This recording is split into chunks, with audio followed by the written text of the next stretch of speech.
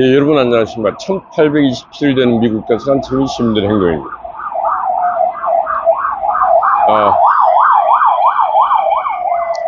지난 한 주는 롤러코스터 악몽의 한 주였습니다. 좌파 우파의 전쟁에서 우파는 패배했습니다.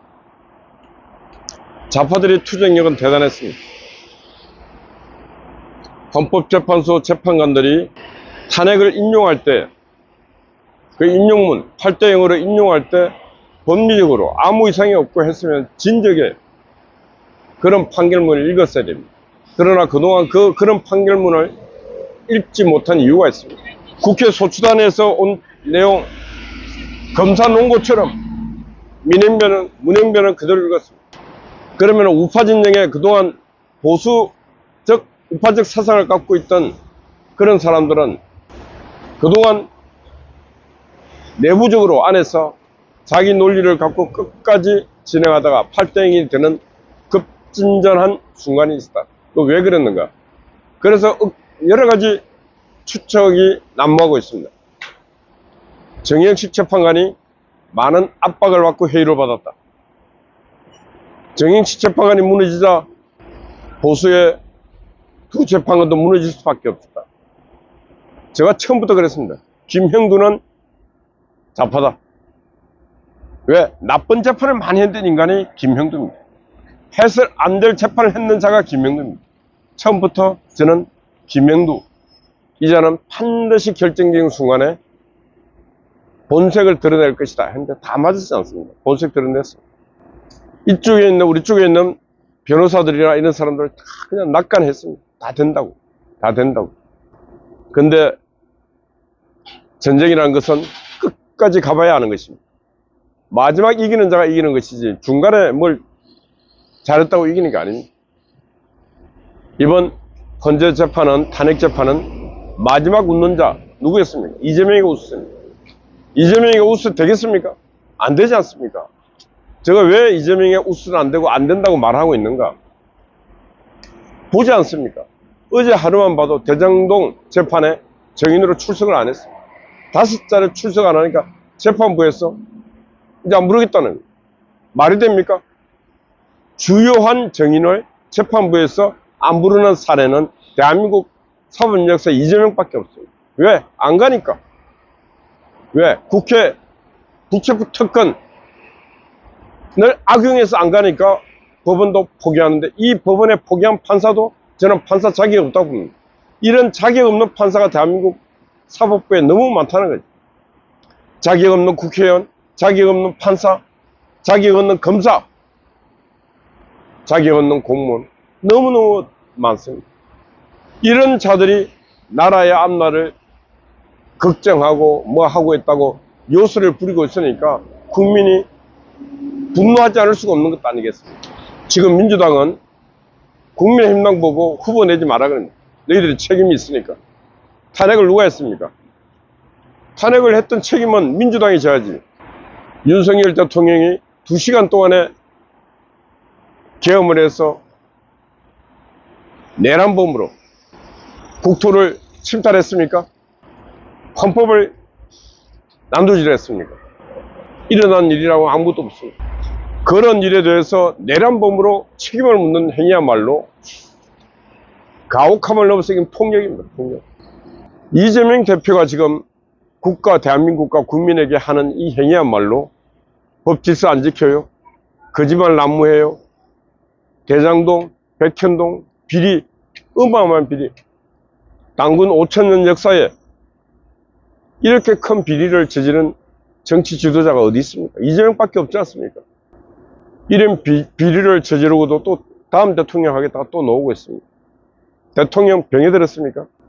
지금 사법, 입법 권력 다 장악하고 이제 다음 행정부 권력까지 장악하고 사법부는 이미 노예가 되어 있습니다. 상권을 장악하면 어떻게 됩니까? 이총통이 되는 거 아닙니까? 이총통. 독재자 이재명이 되는 거 아니겠습니까? 민주주의는 이렇게 해서 유주가 되는 거 아니지 않습니까? 그래서 상권을 장악해서 그 다음 체제를 전환하겠다. 이거는 뭐 다를 게 하나도 없지 않습니까? 이런 나라 허용하겠습니까? 안 되지 않습니까? 그래서 민주당에 있는 국회의원들 여러분들도 똑같은 생각을 하고 있습니까? 대한민국은 자유민주공화국, 권력은 상권은 분립돼야 된다. 이거 다 헌법 무시하는 겁니까? 여러분들이 이렇게 가는 것 자체가 지금 여러분들이 위헌 세력이고 반헌법 세력이고 대한민국 세력이라고 얘기해도 여러분들은 하나 부족함이 없다. 윤석열 대통령이 내란 범위 안에 여러분들이 더 큰 내란 행위를 하고 있다. 그렇게 말하지 않을 수가 없다. 지금 민주당의 수순을 보면은 조만간에 헌재재판관 둘이가 나갑니다. 그러면 3명을 채워 넣습니다. 이제 40여 가라 사상이 붉은 자들로 채워 넣습니다. 그러면 헌법재판소는 붉은 재판소가 되는 것입니다. 헌법재판소는 대한민국을 위한 재판소가 되는 게 아니라 붉은 자익사상, 공산주의 사상을 가진 자들, 그들을 보호하는 재판소가 될 가능성이 농후하다. 자, 그럼 어떤 일이 생기는가? 자, 국민의힘당을 내란 옹호 정당이라고 해서 위헌 정당 해산 청구가 들어갑니다. 그러면은 이제 헌법재판소가 다 자기 편이니까 그 다음 불보듯 뻔합니다. 국민의힘 당을 내란에 동조하고 내란을 방조한 정당, 고로 위헌 정당으로 결정한다. 뭐 그래서 이제 위헌됩니다. 위헌 정당 해산됩니다. 통진남처럼. 그럼 어떤 일이 생기는가? 거기에 내란 행위에 동조했던 국회의원, 그리고 그날 표결에 들어가지 않았던 국회의원, 못 가게 했던 그런 사람들 또 이제 해갖고 국회의원 배치 떼게 합니다. 그러고 난 뒤에 보고를 합니다. 보고를 하면 그 자리에 또 붉은 완장을 찬 정치인 들어갑니다. 그러면 이제 어떻게 돼? 200석이 넘게 됩니다. 그럼 200석이 넘으면 입법, 사법, 행정 모든 권력이라고 하는 권력을 민주당이 다 장악하고 그러고 난 뒤에 이 나라를 지 하고 싶은 대로 합니다. 자, 그게 오래 가겠습니까? 절대 오래 못 갑니다. 왜 오래 못 가는가? 이 나라는 이미 세계 속의 한 나라가 되지 독립된 섬으로서의 나라가 아닙니다. 그룹을 한 체제 속에서 같이 돌아가야 되기 때문에 이재명과 같은 독재 방법으로 이 나라는 절대 못 갑니다, 오래. 그럼 이제 결론이 어떻게 되는가? 이재명의 날도 얼마 되지 않아갖고 끝이 납니다. 그러고 난 뒤에 그때 가서 이재명 민주당도 후회하고, 근데 국민들은 너무 많은 아픔을 당하고 난 뒤에 그때 가서 국민 모두가 후회해봤자 상처만 남는, 그래서 베네수엘라 같은 나라, 지금 홍콩과 같은 그런 어두운 나라가 되어버릴 수도 있다. 이게 충분하게 생각할 수 있는 가능성이 있는 상황입니다. 그럼 이 가능성이 있는 이 상황을 지켜보면서 우리는 국민은 어떻게 해야 되는가? 예, 지금부터 말씀드립니다. 윤석열 대통령이 육적 생명이 다하는 날까지 윤석열 대통령은 정치 일선에서 국민과 함께 싸워야 됩니다.